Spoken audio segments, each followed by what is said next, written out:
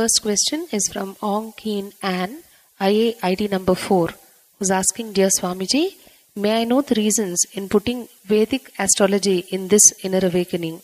May I know your opinions on tarot cards? As I know there is Osho Zen cards and other oracle cards. It seems like it will take a long time to learn astrology. May I know the best ways to learn astrology? Ong Keen Ann, IA ID number 4. Ong Keen Ann. First, he is asking, may I know the reasons in putting Vedic astrology in this IA? Because I see spiritual astrology helps many people to grow in right direction. Please understand, the spiritual astrology is not much about prediction alone. Prediction is one part. Counseling, just to tell what is going to come, incarnation is not needed. To help you to change or cross over, only an incarnation is needed. It is the right guidance and counseling. That is the reason, to provide the right guidance and counseling only, I have introduced spiritual astrology in this inner awakening. My opinions about tarot cards, please understand, he is asking my opinion about tarot cards. I don't have much exposure or experience with tarot cards, so I do not want to pass any opinion or judgment unless I know about it thoroughly. I don't have much knowledge about it. And you are asking about Osho Zen cards and oracle cards.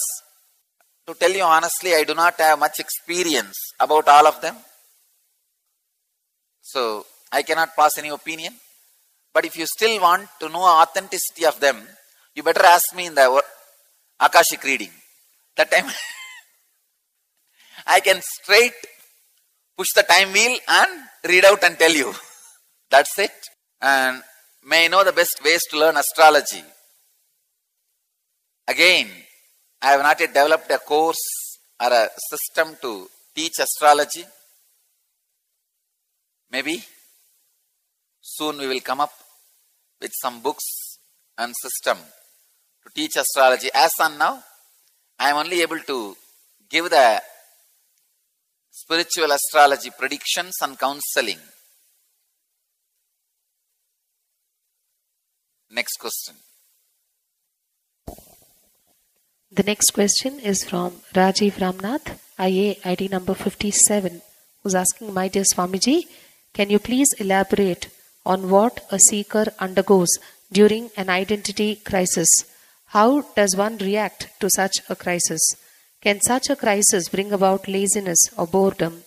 How does the seeker get past this stage in his spiritual seeking? Thank you. Rajiv Ramnath, IA ID number 57. Rajiv Ramnath. His question, Swamiji, can you please elaborate on what a seeker undergoes during an identity crisis? He undergoes everything other than clarity. Anything negative above the sky and below the sky and under the earth, he goes through. How does one react to such a crisis? Usually, you react in a very foolish way. See, when you get disease, that is the time you need to have more trust and closeness to your doctor, obedience to your doctor. But because you got sick, you say, how dare, such a good doctor is for me. I have such a best family doctor. Still I have fallen sick. I don't trust him. I will not go to him. I will dump him. I will curse him. You escape from him. You don't trust him. You doubt him and you just completely move away from him. What will happen? Death. That is what usually people do when they have identity crisis. They say, what is the use of this great master incarnation in my life? All my life I was with him, I served him, I am his disciple, still he is not helping. You create your own theories, theologies and interpretations for my words. Suddenly, from your eyes, all my grace disappears. Till yesterday, what a grace, what a power, what an energy. Suddenly you say, he's not a handsome guy. And who wants to see him?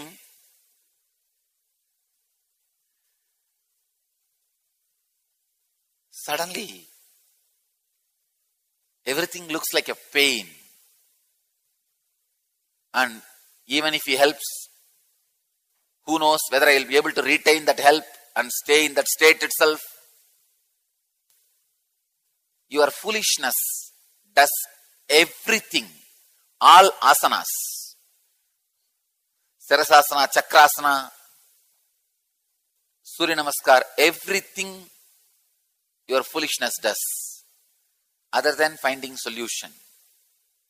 When you have identity crisis, that is the time you need to have more trust on the Master. You need to be more close to him. You need to be available to him. You need to do what he says. It is unfortunate how much ever you tell human beings, only during the identity crisis, they get bumped out of this whole enlightenment machinery.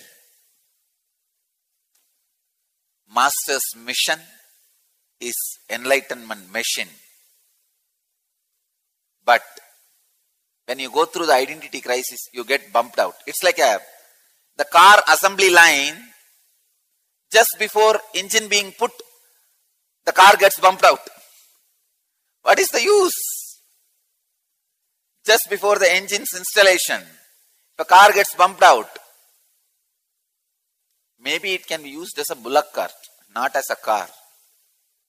If a car gets bumped out in the assembly line before the engine being fixed, the only reason it can be used is, only way it can be used is as a bullock cart, not as a car. Many times, only when you go through the identity crisis, you escape, you get bumped out very foolishly. You are asking, can such a crisis bring about laziness and boredom? What laziness and boredom? It will bring destruction. It's like you are asking, if I drink poison and don't take medicines, will I have boils on my skin? Will I have any ulcer in my stomach? What ulcer? You are going to have cancer. Come on. Boredom and laziness is very small problem. Please understand.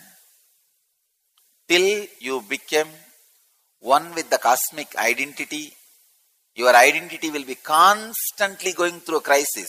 How can a straw which is floating on the ocean be safe, comfortable, settled? No. Till it disappears into the ocean, it cannot be settled. Identity crisis is a two-word. Identity itself is the meaning of identity crisis. You don't need to use two-word, identity crisis. If you just use the word identity, that's enough. Identity will have crisis, that's all. That is the truth.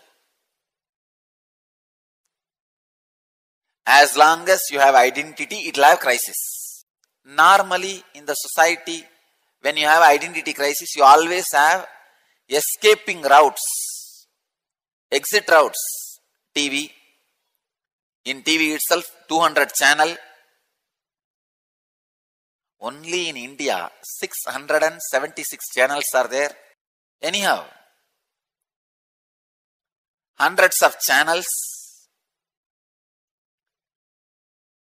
If not, then pay-per-view, movies, on-demand shows and programs. If nothing is working, then internet. There is so much escape route, exit route is there for you. That is why you manage the identity crisis. Like, you don't allow yourself to be same spot, you just move, check, and try to relax. There also again a wave attacks you. And again, it's like a straw being pushed and pulled by the waves in the ocean. Slowly that straw goes and hides itself near a boat, small boat. So for 5 minutes, no waves attacks the straw. But after a few minutes, the boat moves. Then again the straw is pulled and pushed this side and that side by the waves. Again this fellow goes and hides behind another one small boat. These boats behind which you hide is this entertainment programs. All the methods you use to change your mood, whether it is alcohol, smoking, TV, newspaper, knowing about others, peeping into others' bedroom. No, really. The sickness of peeping into others' bedroom, I don't know when human beings will lose that. You can peep into any number of people's bedroom and entertain yourself, engage yourself, but the identity crisis is not going to leave you. The moment that boat moves, again the waves are going to attack you. Till the straw disappears into the ocean, identity crisis is not going to be solved. So I tell you, identity crisis brings not just laziness and boredom, it brings destruction. Identity crisis not handled properly is equivalent to drinking poison. Rajiv is asking, how does the seeker get past this stage in his spiritual seeking? The only way, you should strongly decide, only during all my confusion and difficult moments, I will not leave the master. During the most difficult, confusing, identity crisis moments is the time I should be with him. I should be around him. I should not be disconnected. Take this decision strongly. Just day before yesterday, I received a message from one of my brahmachari who is staying in Chennai. He received a call from one ex-brahmachari who ran away and got married. I told him, if you want to get married, marry. But after marriage, be here in the ashram till you settle down in your life.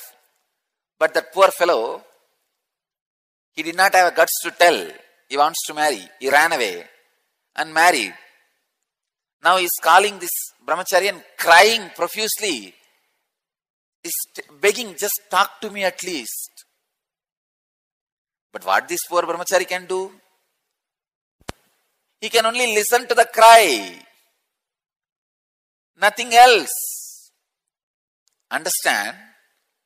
When the identity crisis happens to you, decide strongly, I will not leave the master. Somehow hang on. You may not get the AC compartment or the first class, second class. Even if it is that third class unreserved compartment, sitting in the bathroom without fan, or hanging on the bogie, sitting above, below, or hanging anywhere is okay. Hang on. Don't miss. Even if you are one in this, continue to hang on. Hang on. Don't miss. I tell you, especially during the identity crisis. That is not the time to miss. That is not the time to leave. Hang on. You will see. You save yourself. I really tell you, the best way for a seeker to get past in this stage in his spiritual seeking is to hang on to the Master. Just make sure you don't get down from the train, that's all. Whether you are in the AC, first class or second class or third class bathroom without fan, or you are hanging, hang on, you will reach it. Whether you are in first class or third class, you are going to reach the same place, don't worry. It is not like Indian Airlines. The roof goes to another city and bottom goes to another city. If you are blessed and you have done all vratas, pujas, homas, and if your wife's Mangalya is very powerful, roof, bottom and the seats of Indian Airlines may land in the same airport. I don't want to say same place, same airport. Not otherwise. In those days, there was a rule for sannyasis. You should not cross ocean. Because less number of sadhus, they don't want to risk. Sadhus should not risk their lives. Like a scientist, less number of scientists, why to risk their lives? So same way, sadhus are inner scientists, less number. So our rishis made a rule.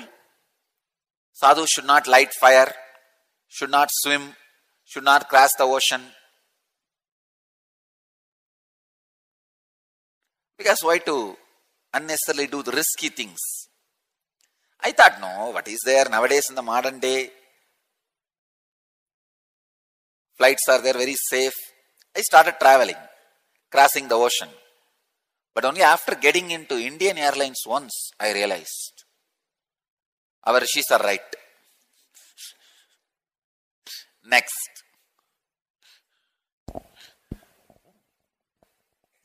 This is one more question from Rajiv Ramnath, IA ID number 57. He's asking, my dear Swamiji, with any kind of intermediate milestones crossed by a seeker, what motivates him or her to seek for the next higher experience? Is there a danger of stopping at the intermediate step, since every step gives joy to the seeker? How does the seeker then progress beyond what he or she has glimpsed, since he tends to crave for the same experience every time he is with the Guru? Thank you. Rajiv Ramnath, IA ID number 57. Rajiv, first thing. Every experience you go through with the Guru is not repetition of the same experience.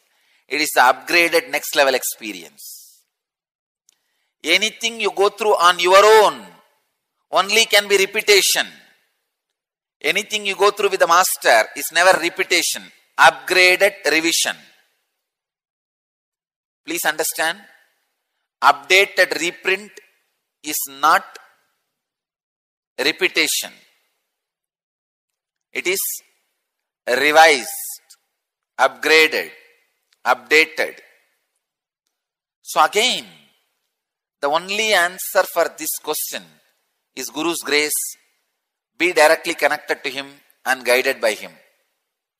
Because it is such a difficult individual personal problems to attend. Only a direct guidance can help you. Direct guidance can elevate you. That is why even this hunger-free samyama, I made a clear rule.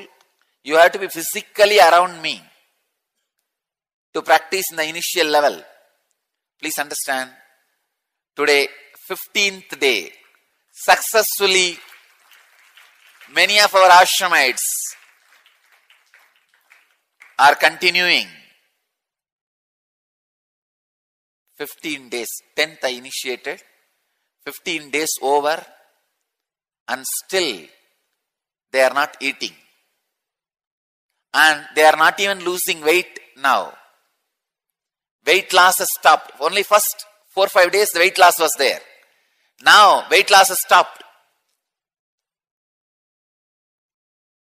Their body is not shrinking. They are doing regular yoga, fitness training, akada, building muscles, everything. From where protein comes, from where energy is coming, nobody knows.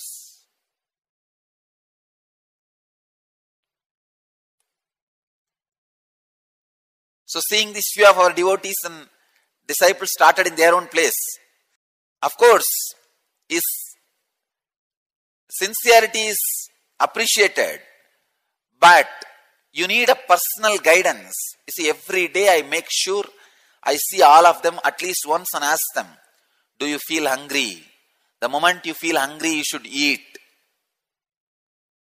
I make sure they are healthy. They are all right. They are living their routine. There is no heat in their body. There is no boils in their body. And they are medically safe. Their health is not getting disturbed. But if you are physically away, I will not be able to constantly monitor. You need a constantly monitored, taken care during the samyamas. So what you are asking, Rajiv, this space is also this kind of samyama space where the person is directly attended, taken care. So by the end of this year, we will have at least 100 people. Earlier I planned 10 people. Now I see the way it is picking up. The fire of initiation spreading. At least 100 people I will be able to put in front of scientists. Test them. They are not eating anything. They are alive. You put them under camera, surveillance, medical test, do anything you want. Because I saw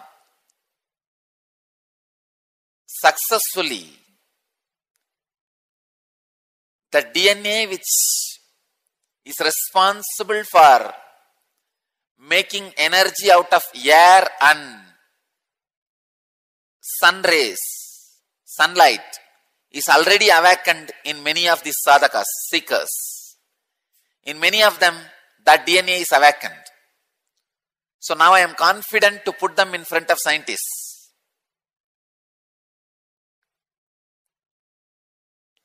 This will be more useful to human beings than teleportation and materialization. Because if this science can be taught, millions of people will be liberated from the sufferings of hunger and thirst and the crimes done because of hunger and thirst. Do you know?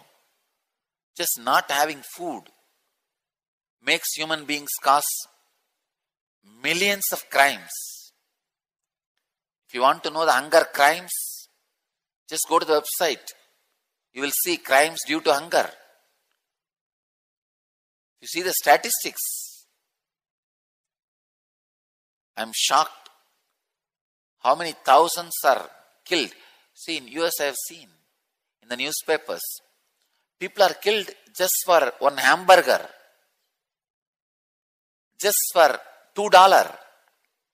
Nothing, hamburger, just for a pizza. It is so unfortunate. People have to kill others for their food. I heard in Toronto temple, a thief entered and took all the undi money, but very peacefully went away without disturbing anybody. I told them, start giving food for whoever comes. Then this problem will be avoided. Toronto, start giving food. And you guys will not have any problem. Just for food only you are stealing, nothing else. Because in the temple, what will you get? Maximum few dollars. If we can teach to humanity to be hunger-free, food-free, thirst-free, I can tell you, that will be breakthrough in the human consciousness. I think I am already successful. We only need to put it in front of scientists and should develop a methodology to reach out to masses. Only that too. But this subject is such a self-propagating subject. I don't need to do marketing. It will market itself.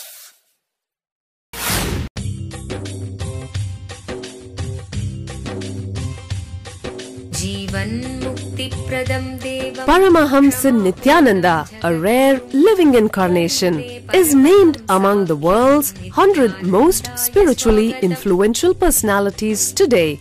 Paramahamsa Nityananda has been placed alongside Dalai Lama, Nelson Mandela, Oprah Winfrey, Paulo Coelho and others by Mind, Body, Spirit, the world's top esoteric magazine from Watkins, London's oldest and largest bookstore.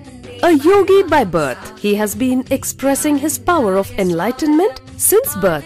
He has authored more than 500 books in Tamil and English. Translations of these books are available in 26 languages in Telugu, Kannada, Malayalam, Hindi, Sanskrit, Gujarati, Oriya, Bengali, Marathi, French, Malay, Polish, Portuguese, Italian, German, Danish, Spanish, Russian and Chinese. He is also an exemplary speaker with over 10,000 hours of profound life solutions through his discourses. Social services such as Annadan, free medical care, free educational services with ashrams, schools, temples, hospitals established in more than 140 places around the world, offering exceptional services. A powerful spiritual healer who has healed millions of people of diseases from migraine to cancer.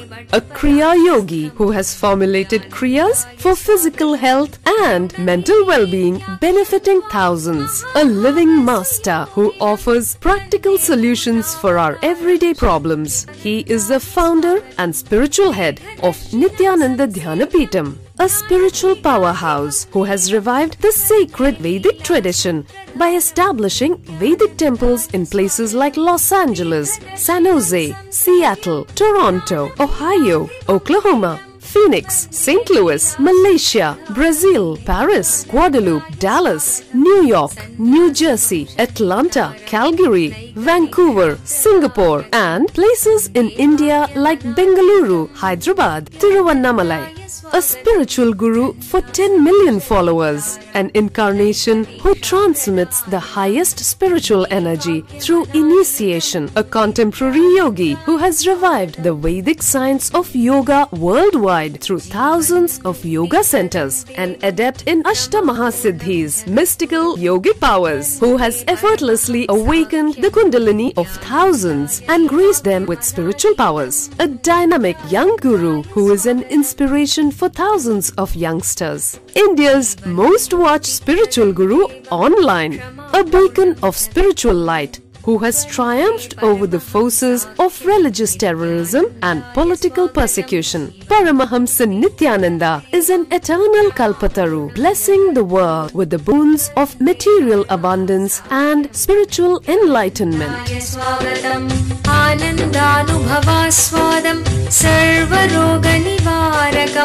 वन्दे पापविनाशक्तं नित्यानन्दाय स्वागतं नित्यमुक्तं निर्विकल्पं ध्यानलोकप्रदीपकं वन्दे शान्तमयं बन्धं नित्यानन्दाय स्वागतम् आनन्दगन्धसञ्चारं सर्वोपाधिविनिर्मुक्तं वन्दे ज्ञानालयं नाथं नित्यानन्दाय स्वागतम्.